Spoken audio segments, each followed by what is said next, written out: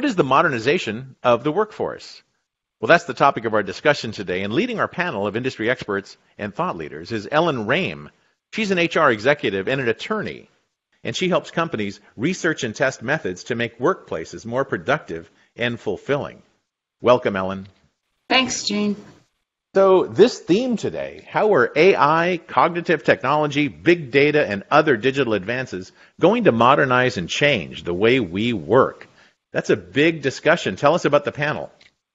This panel is essentially the same panel that we've had since the beginning for the other 5 themes. But what's interesting about this topic is this elicited some energy from people who have, up to this point, not been our top speakers. And so you'll see the line across the top, Tina Lee, Bart Groenwood, and Keith Brooks. Tina and Keith are new as the thought leaders here, but they had really good things to say. Now, in your executive summary, 4 very solid points about AI. Yeah, it's really interesting. The panelists all agreed that AI is here to stay. We're already using it, and we will continue to use it, and we will get better at it.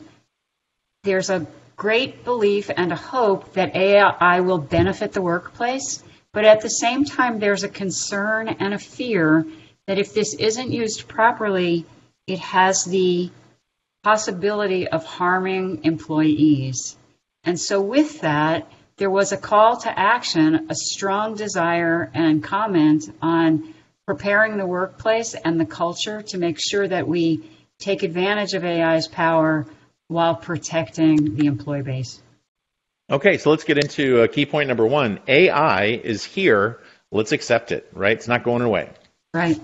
So everyone here said that in the future, all employees will become comfortable with AI and will be able to use it. You can see that Ed Addison here even likened it to everybody being able to use an Excel spreadsheet. The other things that people said were that managers will have an expectation that everyone will use data in their discussions, and so what will happen is we will become more efficient, we'll be more accurate, we'll be more clear. Some people even said that this accuracy and this clarity will benefit the workplace because decisions will be quicker and decisions will be better. Well, Ellen, it sounds like we are going to love AI. Is that your point here in key 2?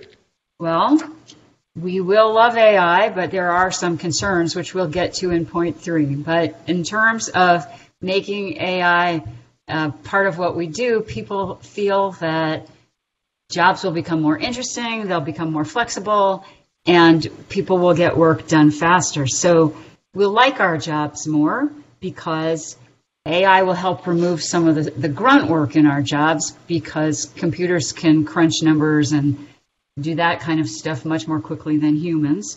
So that will free us up either to have more time in our lives or to focus on things at work that really matter to us or where we might be able to apply our skills more effectively.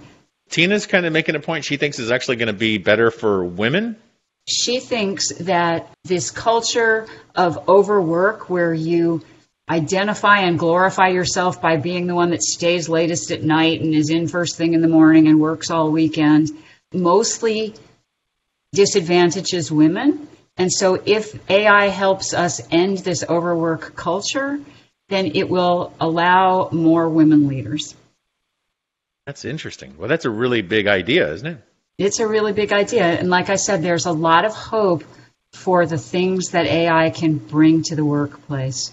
It also brings a fear, and I guess that's key point 3, right? Is it going too fast? Does speed kill when it comes to technology? Right. That's basically the point that people are making, is that, AI is like us on a pair of skis, and if we're going down the mountain and we're going too fast, that we could crash.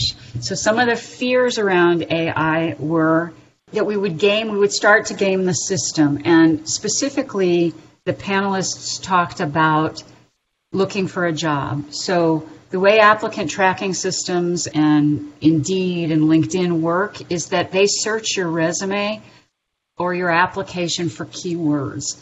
And so that people could start stuffing their resumes with keywords, and they would be picked out of all the thousands of people in databases, and they wouldn't necessarily be the best. They were just the best at gaming the system. People also were afraid that the algorithms that they used in these search for candidates and also in some of the things that they're doing inside the workplace with existing employees would be biased, and not intentionally biased, but AI is only a tool, and so the algorithm can only be as good as the person that wrote it. And so we would end up with very homogeneous workforces because the algorithms would pick the same people over and over again. And then the other thing that people were afraid of was that this would eliminate jobs, and that the people who were good with numbers and good with data would end up being the only people working, and people who had imagination and creativity and interesting thoughts would not be as valued anymore. Wow. Ominous. Two sides of the coin, right? The hope and the fear, which is what brings us to the last point, which is people were very, very clear that given the fact that there is such a wonderful upside and such a, to use your word, ominous downside, that we have a responsibility as leaders inside of companies to ensure that workplaces are ready to harness the power of AI and protect against the downsides. And so people called out for training, not only on AI skills, but on being adaptable and flexible, for privacy protections of people's data, for a culture that was accepting of AI, but also nurturing the creativity that we know makes us special, and protecting that in a world that is going to be much, much more data focused. With great knowledge comes great responsibility. And that is pretty much what people had to say. That's a very good panel, very good discussion, a lot of interesting ideas. I'm really caught up on Tina's idea. That's going to be a huge improvement for women specifically. I think that's a really interesting prediction. Be curious to see what happens. Like I said, people had really interesting and future-thinking ideas about what will happen. Mm-hmm. And it was a very, very rich discussion. And as I said, you can see these are the three people whose ideas people liked the best. That's great. Great job facilitating this. What a great conversation. Where do we go from here? What's next, Ellen?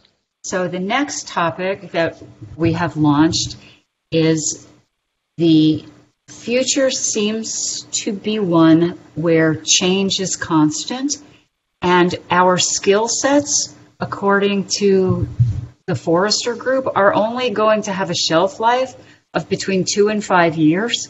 So the question that's on the table right now is, I've asked people if they were the CEO of a company, what they would be doing to protect their workplaces and ensure that they have the right talent at the right time in the right place, considering how quickly skills are going to change.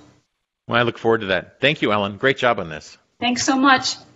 Ellen Rame, she is an HR executive and an attorney. She helps companies research and test methods to make workplaces more productive and fulfilling. And we'll talk again soon.